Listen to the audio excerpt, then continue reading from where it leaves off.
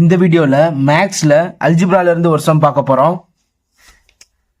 16x⁴ plus 8x² plus 1 இதுக்கு square root எடுக்க சொல்லியிருக்காங்க.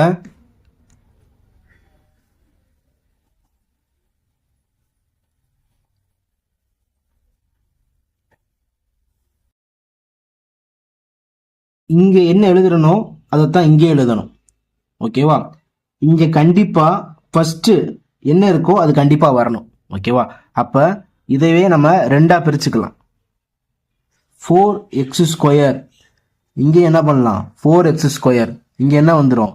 16x⁴. இதை மல்டிப்ளை பண்ணோம் அப்படின்னா 4x² into 4x², 16x⁴. இதை சப்ராக்ட் பண்ணோம் அப்படின்னா சைன் சேஞ்ச் ஆகும்.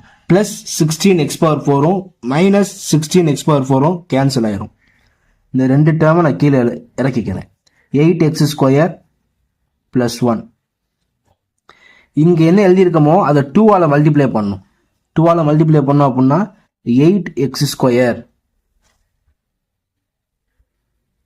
இங்க ஒரு நம்பர் எழுதணும். அந்த நம்பரோட மல்டிப்ளை பண்ணும்போது இங்க இருக்க ஃபர்ஸ்ட் இருக்கிறது எனக்கு வரணும்.